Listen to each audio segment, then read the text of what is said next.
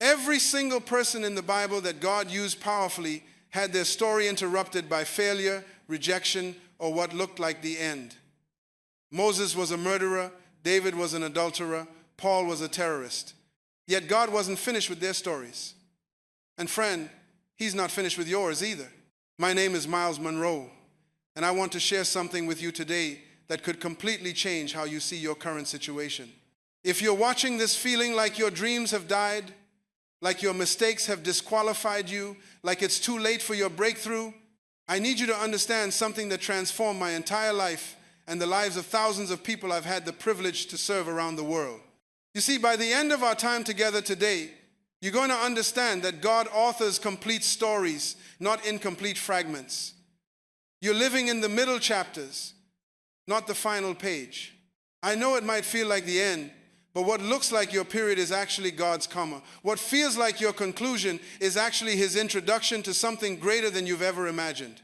I've spent over 40 years studying how God works in human lives, traveling to more than 70 nations, speaking to millions of people, and I've discovered that He specializes in impossible endings that bring Him glory and bring you fulfillment. Unlike the motivational speakers who tell you to dig deeper and try harder, I'm here to show you something different. I'm here to show you how God uses every plot twist in your life, even the painful ones, even the ones that make absolutely no sense to you right now, to write something beautiful, something purposeful, something that will impact generations after you're gone. I've sat across from kings and peasants, presidents and prisoners, PhDs and dropouts, millionaires and homeless people, and learned that we all share the same fear. We're all afraid that our story might end badly. We're all afraid that our mistakes are bigger than God's mercy. We're all afraid that we've waited too long, messed up too much, or missed our chance for something great. But God specializes in surprise endings. Your current chapter, no matter how dark, how confusing, how painful, how embarrassing, is not your final chapter. Let me tell you about a moment that changed everything for me.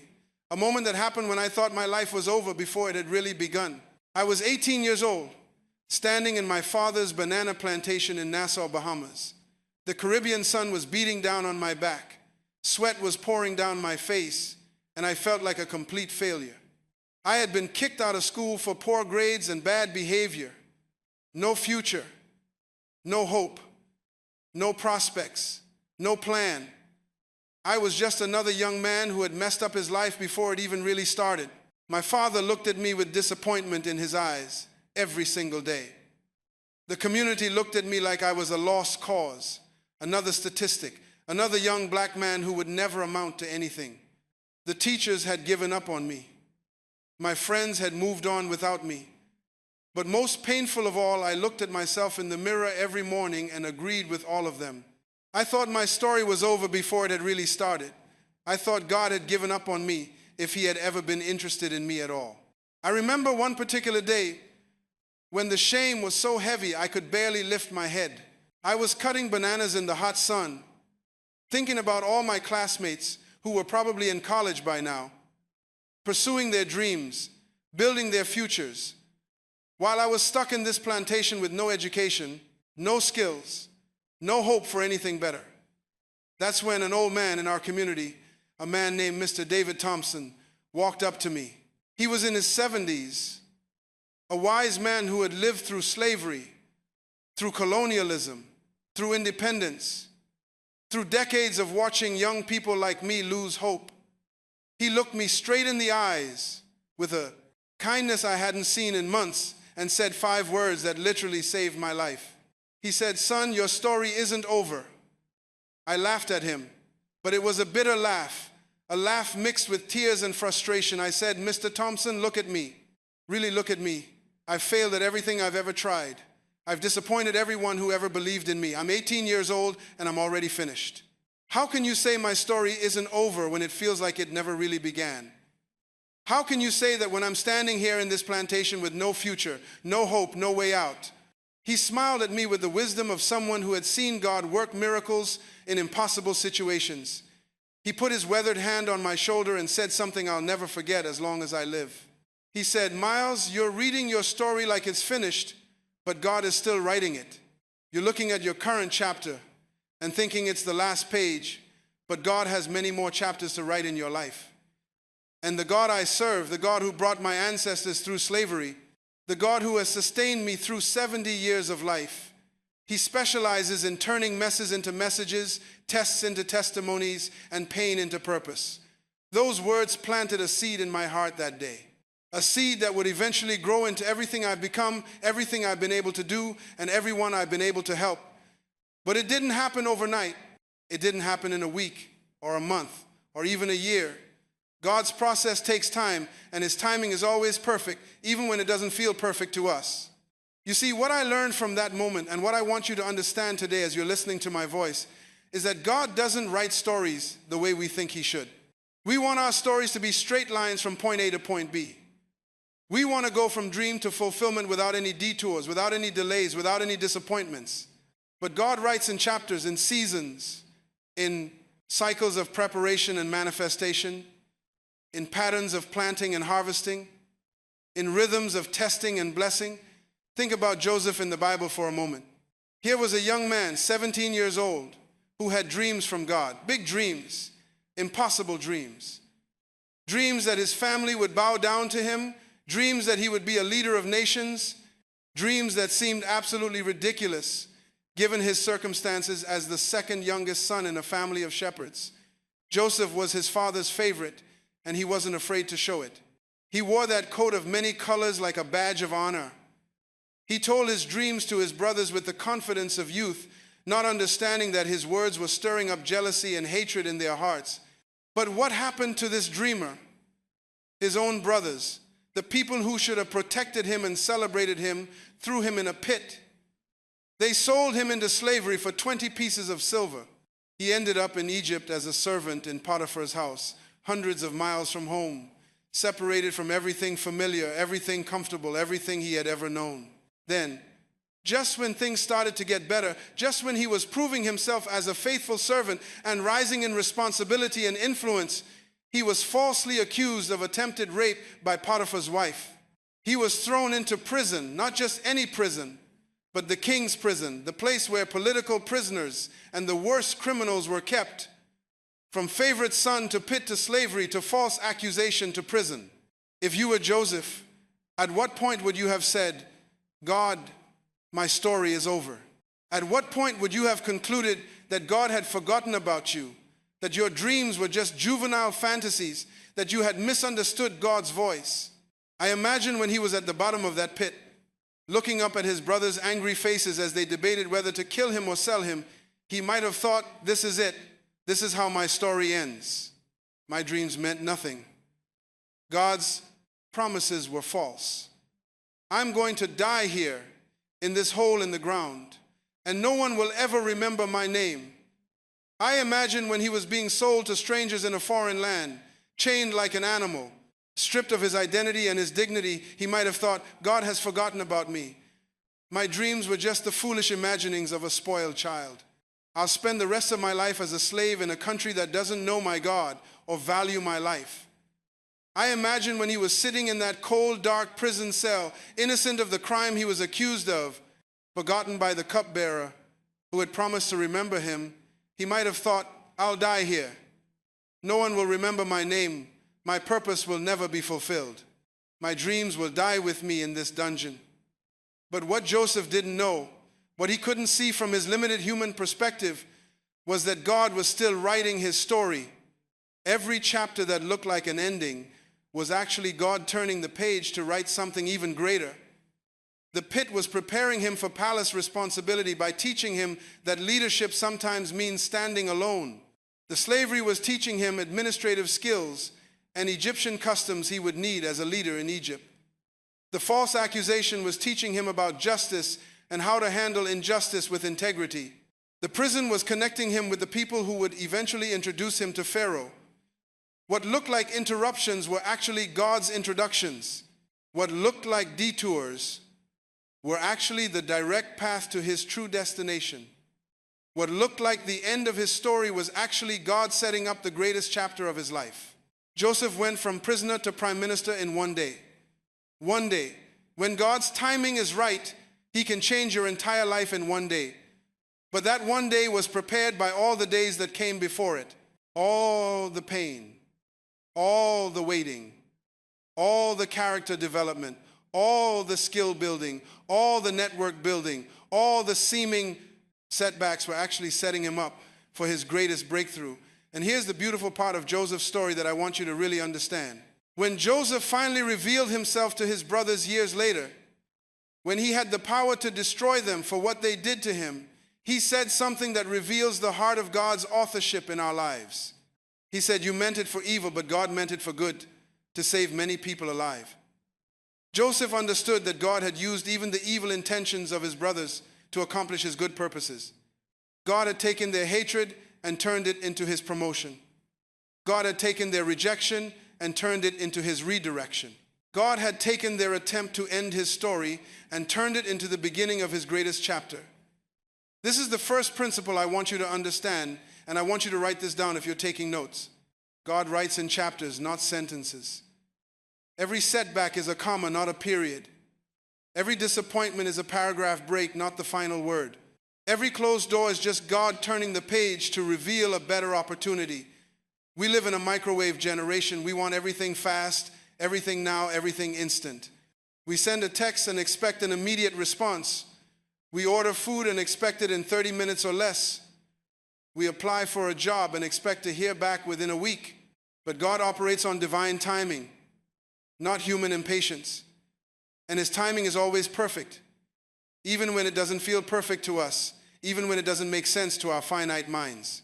I think about my own life after that conversation with Mr. Thompson. Things didn't immediately get better. I still had to work in that banana plantation every day. I still had to face the shame of my failures. I still had to endure the whispers and the looks from people who had written me off. I still had to deal with the disappointment in my father's eyes and the knowledge that I had let down everyone who had ever believed in me. But something was different inside me. I started to see my current chapter as just that, my current chapter, not my final chapter. I started to understand that God wasn't finished with my story yet, even if I couldn't see what the next chapter would look like. I began to study in my spare time. I began to read everything I could get my hands on. I began to pray and ask God what he was trying to teach me in this season of humiliation and hard labor. And slowly, like a flower blooming in the desert, I began to see that even my failures were preparing me for something greater. The discipline I learned working in that plantation would later help me discipline myself to study and write and travel and speak. The humility I learned from being at the bottom would later help me stay grounded when God elevated me to platforms I never could have imagined. The empathy I developed for people who society had written off would later help me minister to millions of people who felt exactly like I felt in that plantation. You see, the second principle I want you to understand is this, and this might be the most important thing I say to you today. Your interruptions are God's introductions. The very things that seem to be stopping your progress are actually positioning you for your greatest breakthrough. The very circumstances that feel like they're destroying your future are actually developing your character for the future God has planned for you. Every delay in your life is God's way of preparing you for something you're not ready for yet. Think about it. If God had given Joseph the position of prime minister when he was 17 years old, he would have failed miserably. He didn't have the character, the skills, the wisdom, or the experience to handle that level of responsibility. The 13 years of preparation, as painful as they were absolutely necessary for him to succeed in his ultimate assignment. Every detour in your life is leading you to your true destination. If Joseph had never been sold into slavery, he never would have learned Egyptian customs and language. If he had never been in Potiphar's house, he never would have learned administration. If he had never been in prison, he never would have met the cupbearer who would introduce him to Pharaoh. Every step that seemed like it was taking him away from his destiny was actually taking him toward it. Every closed door in your life is protecting you from something that would hurt you and directing you towards something that will heal you. God's no is not God's rejection of you. It's God's protection of you. God's delays are not God's denials. They're God's preparations. I meet people all the time who are frustrated with God's timing.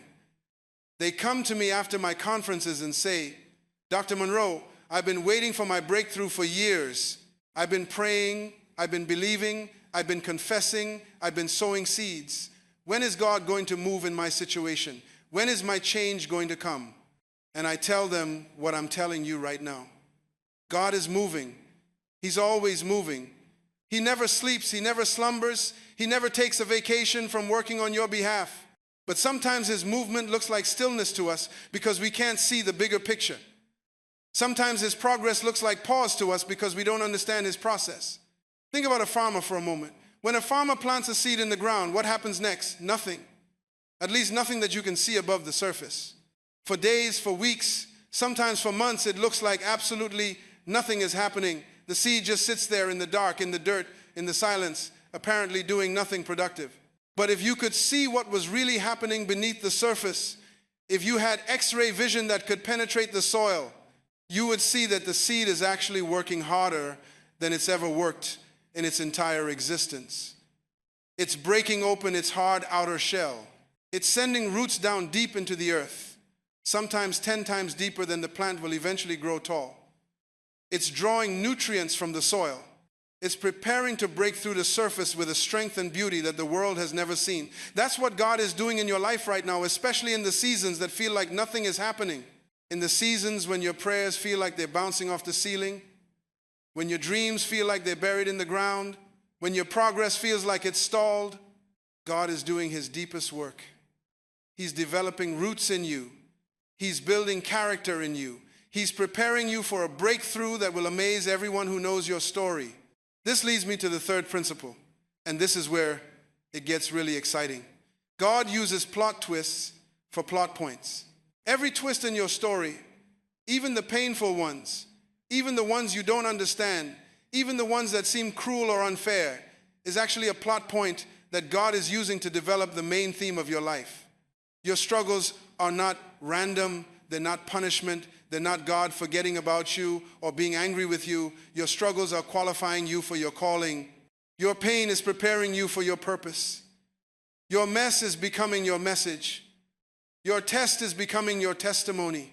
I think about my friend David, a man I met years ago who struggled with alcohol addiction for 15 years. 15 years of pain, of failure, of disappointing everyone he loved. 15 years of broken promises, broken relationships, broken dreams. He lost his job, his wife, his children, his home, his health, his dignity. For 15 years, he thought his story was over. He thought he had ruined his life beyond repair. He thought he was too far gone for God to ever use him for anything good. He tried rehab programs. He tried support groups. He tried willpower and self-help books and positive thinking. Nothing worked. Every time he thought he had conquered his addiction, it conquered him again.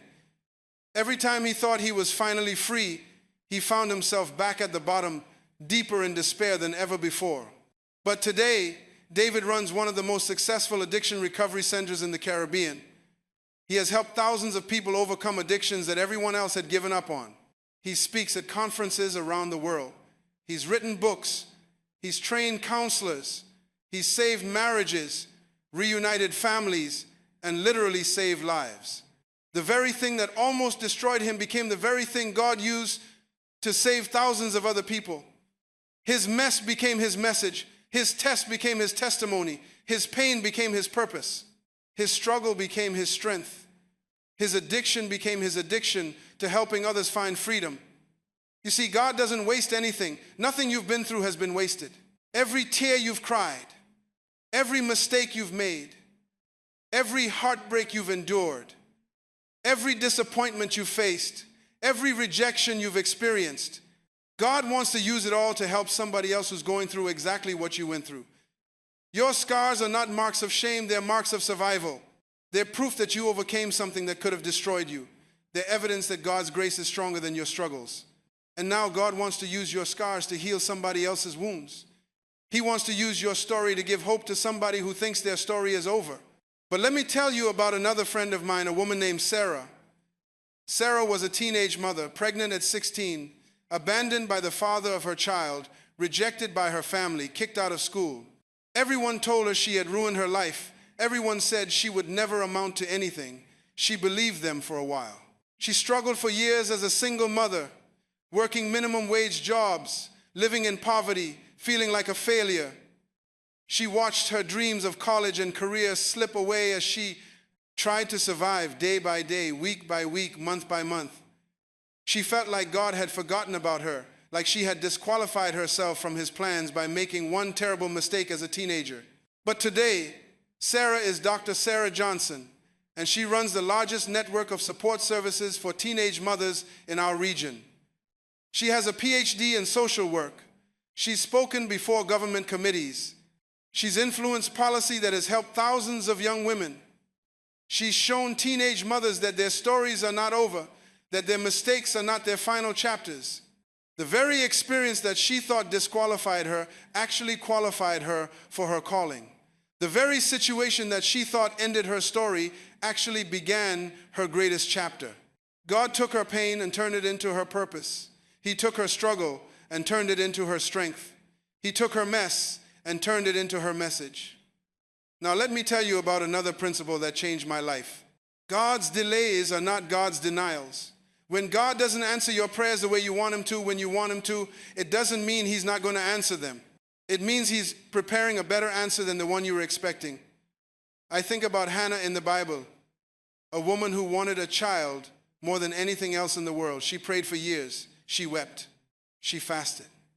She made vows. She begged God to give her a son. But year after year, her womb remained closed.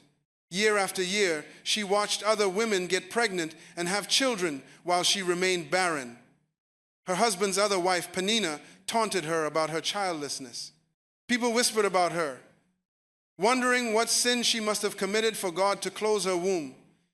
Even the priests at the temple misunderstood her desperate prayers and accused her of being drunk. Hannah could have concluded that God had rejected her prayers, that he didn't care about her pain, that her story would end in barrenness and shame. But she kept praying. She kept believing. She kept hoping even when hope seemed foolish. And when God finally answered her prayer, he didn't just give her a child. He gave her Samuel, one of the greatest prophets in Israel's history. He gave her a son who would anoint kings, who would hear God's voice clearly, who would change the trajectory of an entire nation. If God had given Hannah a child earlier, it might have been an ordinary child. But his delay produced an extraordinary child. His timing was perfect, even though it didn't feel perfect to Hannah during those years of waiting. The same God who delayed Hannah's answer to give her something better than she asked for is the same God who is working in your situation right now. His delays in your life are not denials. They're preparations for something greater than you've imagined. But here's what I need you to understand, and this is crucial. You have a role to play in this process. God is writing your story, but you're not just a passive character sitting on the sidelines waiting for things to happen to you. You're a co-author with him. You get to choose how you respond to each chapter he allows in your life. You can respond with faith or fear. You can respond with hope or despair. You can respond with gratitude or grumbling. You can respond with expectation or resignation. Your response doesn't determine what happens to you, but it determines what happens in you. And what happens in you determines what comes through you. So let me give you some practical ways to cooperate with God's authorship in your life. These are not just theories or concepts. These are practical tools that I've used in my own life and taught to thousands of people around the world. First, I want you to practice what I call the not yet declaration. Every time a negative thought comes into your mind, every time the enemy whispers that you're finished, every time circumstances try to convince you that this is the end, every time people count you out or write you off, I want you to respond with these words. My story is not over yet. When the doctor gives you a bad report, when the test results come back and they're not what you hope for, when the diagnosis seems like a death sentence, say, my story is not over yet. When the bank says no to your loan application, when the investor rejects your business plan, when the door you were counting on slams shut in your face, say, my story is not over yet. When your children disappoint you, when your marriage goes through a rough season, when your family seems to be falling apart, say, my story is not over yet. When people count you out, when they act like you're done, when they treat you like your best days are behind you, you look them in the eye with confidence and say, my story is not over yet. I want you to write down 3 areas of your life that feel incomplete right now. 3 areas where it looks like nothing is happening, where it feels like God has forgotten about you, where you've been waiting and praying and believing but haven't seen the breakthrough you're longing for. Write them down on a piece of paper, and then next to each one, write these words.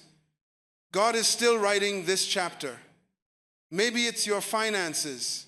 Maybe you've been struggling financially for years, living paycheck to paycheck, drowning in debt, unable to get ahead no matter how hard you work. Write it down and declare, God is still writing this chapter of my financial story. Maybe it's your health. Maybe you've been battling an illness, dealing with pain, facing limitations that frustrate and discourage you. Write it down and declare, God is still writing this chapter of my health story. Maybe it's your relationships. Maybe you're single and longing for a spouse, or married and struggling in your relationship, or dealing with difficult family members, or feeling lonely and disconnected. Write it down and declare, God is still writing this chapter of my relationship story. Maybe it's your career. Maybe you're stuck in a job you hate, passed over for promotions, dealing with difficult colleagues, or unemployed and struggling to find work. Write it down and declare, God is still writing this chapter of my career story. Whatever it is, wherever you feel stuck or frustrated or hopeless, remind yourself that God is still writing that chapter of your story.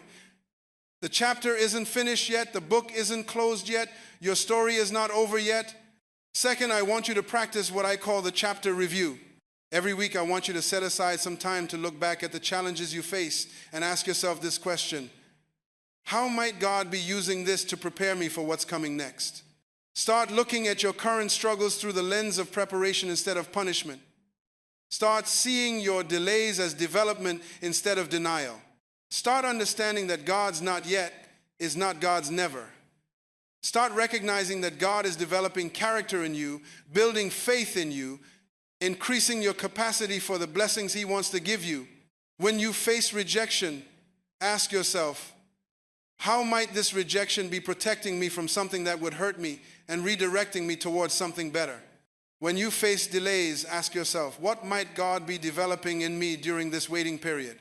When you face challenges, ask yourself, what skills or character qualities might God be building in me through this difficult season? I promise you, when you start seeing your setbacks as setups, when you start seeing your problems as preparation, when you start seeing your pain as positioning, everything changes. Your perspective changes. Your faith changes. Your hope changes. Your attitude changes.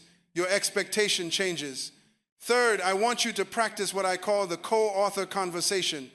Every day, I want you to have a conversation with God about the current chapter of your life. Don't just pray about what you want Him to change. Talk to Him about what He might be trying to teach you in this season. Ask Him, God, what are you trying to teach me in this season of my life? How do you want me to respond to what I'm going through? What's the theme of this chapter in my story? What character qualities are you trying to develop in me? What skills are you trying to build in me? What purposes are you preparing me for? And then listen. Really listen.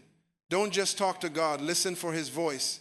God will speak to you through His word as you read the Bible. He'll speak to you through other people, through the wisdom of counselors and pastors and friends. He'll speak to you through circumstances, through open doors and closed doors. He'll speak to you through that still small voice in your heart, through impressions and ideas and dreams. God wants to partner with you in writing a story that will bring Him glory and bring you joy and fulfillment. He wants to use your life to impact other people, to leave a legacy that will outlast your time on earth, to make a difference that will echo through eternity. But let me tell you about one more principle that I learned the hard way. God's timing is not our timing, but God's timing is always perfect. We see things from our limited human perspective. We see today, maybe yesterday, maybe tomorrow. But God sees the end from the beginning. He sees the entire scope of your life from birth to death and beyond. He sees how every experience, every relationship, every challenge, every blessing fits into the larger story He's writing. I think about Moses, another man whose story seemed to be over before it really began. Moses was born during a time when Israelite male babies were being killed by Pharaoh's orders. He should have died as an infant. But God preserved his life through his mother's faith and creativity. He was raised in Pharaoh's house with the best education, the best food, the best opportunities. He had access to power and wealth and influence. He could have lived a comfortable life as Egyptian royalty. But God had bigger plans for him. When Moses was 40 years old, he saw an Egyptian beating a Hebrew slave. In a moment of passion, he killed the Egyptian. His attempt to help his people backfired. Word got out. Pharaoh wanted to kill him. Moses had to flee for his life into the wilderness. For the next 40 years, Moses lived in obscurity in the desert, taking care of sheep, married to a shepherd's daughter, far from the centers of power and influence he had known in Egypt. He probably thought his chance to help his people was over. He probably thought he had blown his opportunity to make a difference. He probably thought God was finished with him. But at 80 years old, when most people are thinking about retirement, God appeared to Moses in a burning bush and gave him the greatest assignment of his life. God sent him back to Egypt to confront Pharaoh and lead the Israelites out of slavery.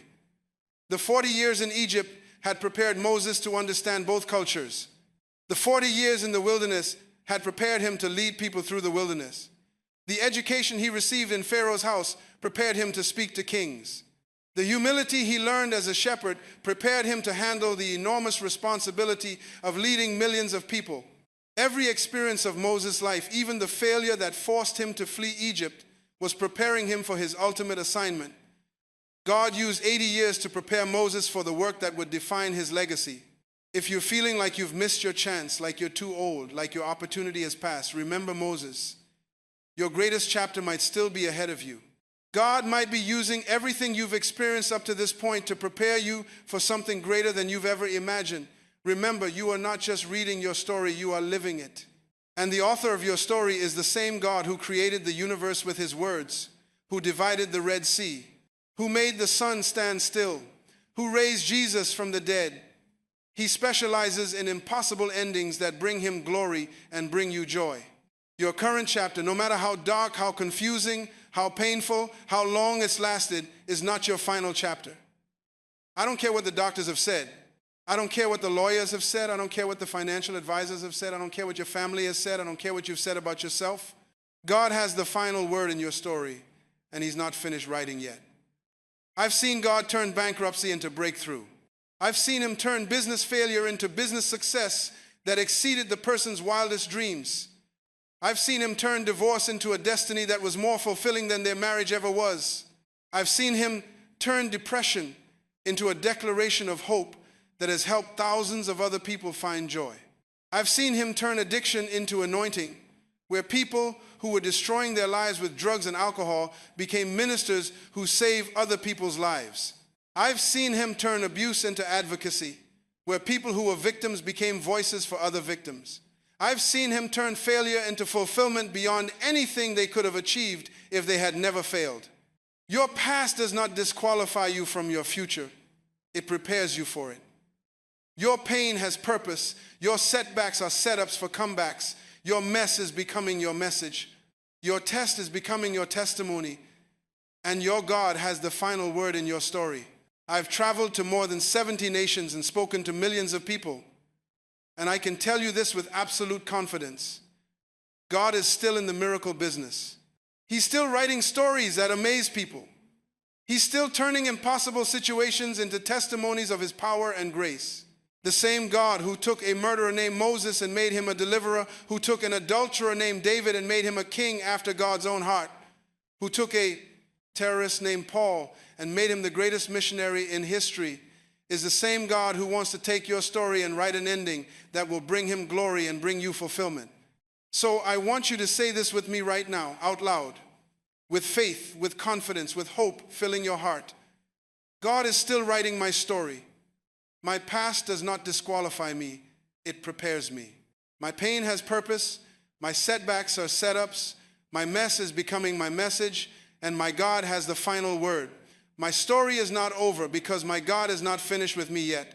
Say it again. My story is not over because my God is not finished with me yet. One more time with even more faith. My story is not over because my God is not finished with me yet.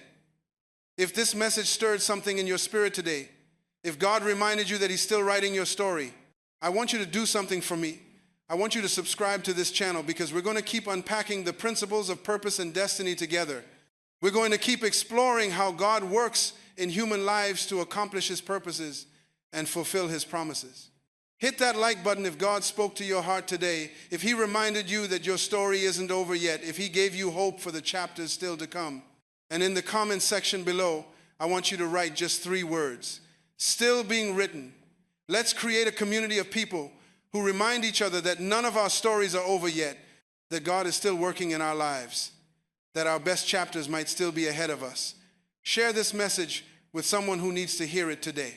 Share it with someone who's going through a difficult season, someone who feels like their story is over, someone who needs to be reminded that God specializes in writing beautiful endings to stories that look hopeless. Until next time, I want you to remember this truth deep in your heart. You were born for greatness, called to purpose, designed for significance, and your story is still being written by the master author himself. He knows how your story is going to end, and He's going to make it beautiful. He's going to make it meaningful. He's going to make it a story that brings Him glory and brings you the fulfillment you've been longing for. Keep believing, keep hoping, keep trusting. Your story is not over. God is still writing, and His best chapters are yet to come. God bless you, my friend. God bless you.